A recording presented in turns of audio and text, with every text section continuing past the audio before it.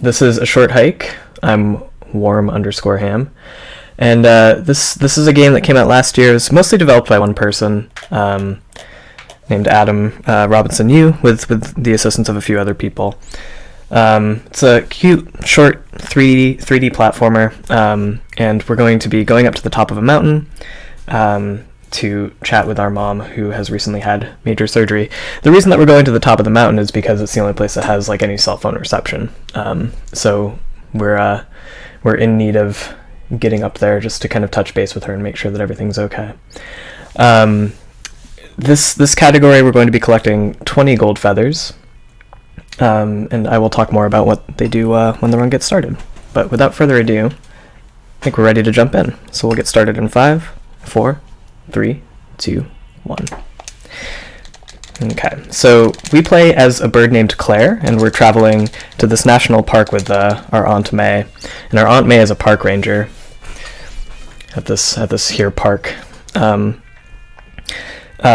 game wants us to talk to her at the start, but we're just going to kind of ignore her, and we're going to instead just jump in the water here. It's a platformer, so our basic movement options are running, jumping, swimming, and flying. And I'm going to be getting some additional collectibles in addition to those gold feathers I mentioned. I'm going to be picking up some shells and some coins as well, and those will convert later on into additional gold feathers for us. So gold feathers in this game, their basic function is to give you additional height when you're flying and to give you some extra stamina when you're climbing. So in order to get to the top of the mountain that I mentioned earlier, the game recommends that you get about 7 gold feathers. In the any percent route, we actually only get 1 feather, and you can actually beat the game without any, but it's a little bit slower to beat the game with no feathers. So this is kind of our like collectathon category, though, where we kind of just get more stuff. So setting up some some side quests there. We're gonna go back to that frog later on for a gold feather. You're noticing that I'm doing these things called chest boosts. Oops, or attempting to. I think I should still be able to get up. So with chest boosts, sorry, I got to do it back up here. Chest boosts give us some like additional height that we wouldn't be able to get otherwise, which kind of allows us to do some sequence breaks like the one I was attempting to do just there a second ago. So useful for getting additional height. They're semi-random, so with chest boosts, like we never really know if we're going to get like the best chest boost possible. It's kind of contingent on our position as we're standing on the chest, and also just kind of luck. We're talking to this raccoon painter. The raccoon painter is going to give us some is going to kind of influence the route to a certain extent, and we're going to be touching base with him several times throughout the run. Eventually he's going to give us a gold feather, but he's kind of scattered throughout the map, so we're going to be saying hi to him a few times. So yeah, this is just kind of a section here where we're going up to this next chest boost. You typically find out about this chest through a cryptic like treasure map puzzle, but we just kind of know where it is, so we can use that to boost our way to the next gold feather. And here's this gold feather. There's a lot of cool flying in this game, lots of cool flight paths that we take to kind of, kind of fly around the mountain really quickly. That was kind of one of my favorite flights right there to get to that gold feather. So here's another gold feather. We're going to get a couple in kind of quick succession here as we go to the top of the lighthouse. A major part of this run requires that we do some save and quits. It kind of didn't used to be a part of this run, but within the last few weeks it's kind of become more of a thing. So you're going to see me kind of close out of the game a few times, and that is basically so that we can essentially wrong warp to different parts of the map. The game's logic is basically like Claire can't occupy the same space as another object that spawns on the ground. And so we're going to basically occupy the same space as another object, save and quit, and then the game's going to spit us somewhere else. Like right there. I was standing over the flower as I was watering it, and that warped me to a completely different part of the map. There's our raccoon painter again. Just kind of struggling with the artistic process. And there he's again. He's a fast raccoon. Oops. Overmashing is a thing in this game. There we go. Okay. So now we're on the backside of the mountain and it's raining, kind of gloomy. I'm gonna pick up some more shells here as we jump and hopefully get a good chest boost here. That was okay. Again, that semi-randomness kind of dictates the speed at which you fly off of the chests. Our main objective right now is to get to the top of the mountain. The first half is kind of mostly like side quests and things like that, but now we're going to kind of get back to like the main story arc here for a second as soon as I can climb. There we go. That should work. Okay.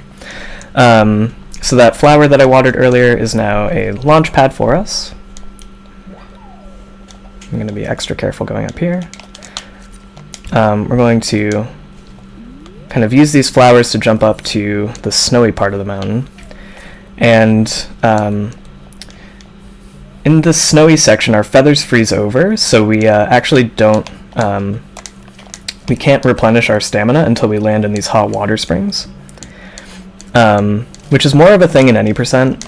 Because we have to be very careful because we only have like a couple of feathers at our disposal. And at this point we have like, I think 8, so it's a little bit less critical that, you know, we jump into these hot water springs. They're mostly just useful for getting water for the flower boosts. Okay. And with that, we're now at the top of the mountain. We still have some extra stuff to do, so we're not quite done. But this is our little kind of midway checkpoint in the run. And this is an unskippable cutscene, so we just kind of take a moment, reflect, relax, and we're basically waiting for that phone call from our mom. I mentioned earlier that she just had surgery, and so our aunt has taken us to this national park that we're at, just to kind of get away from it all for a little bit. So we're relaxing, we're waiting, soaking in that Aurora Borealis, and she should be calling right about now. Yep. So this is a super fast phone call. No time to talk, Mom. We got gold feathers to get. I think right now I only have about 8. These last 12 that I'm going to get happen pretty quickly, in part because we buy some of them. Hopefully I can actually execute this without messing up. A little bit lost. This is a really weird flight. I'm just going to be careful here. I'm just going to be super, super careful here. Okay. And so now with this next save and quit, I'm going to be careful to not fly into this rainy area below that we were in earlier, because that would trigger a different warp point for me when I do my next save and quit. So I have to be pretty mindful of where the safe zones are, so that I don't like wrong warp somewhere else when I do the save and quit. So hopefully, if everything worked out, our next save and quit will take us to the frozen area again. And this is everybody's favorite mini game here, beach stick ball. We have to get 10 hits in order to get a golden feather. 3, 4, 5, 6, 7, 8, 9, 10. Whoa, that was a big hit there, buddy. Okay. So we're going to stand over that stick, and same logic as before, we're going to save and quit. Games like you can't have 2 things occupying the same place at the same time, and it's going to spit us up here.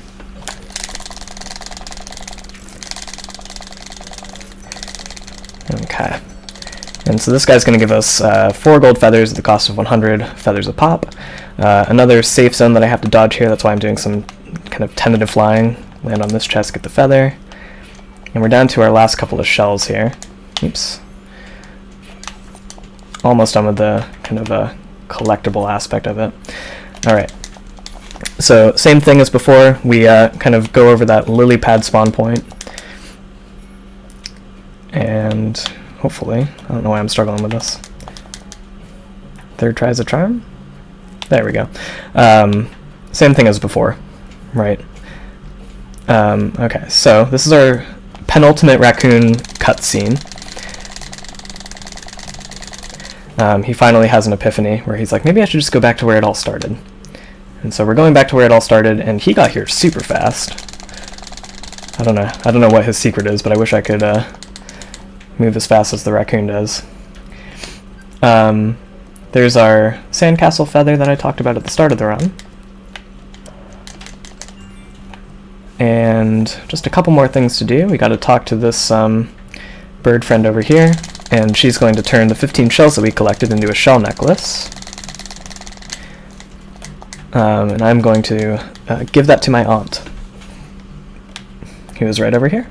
And she's going to give us our last gold feather. So time is coming up once I finish mashing through all this text.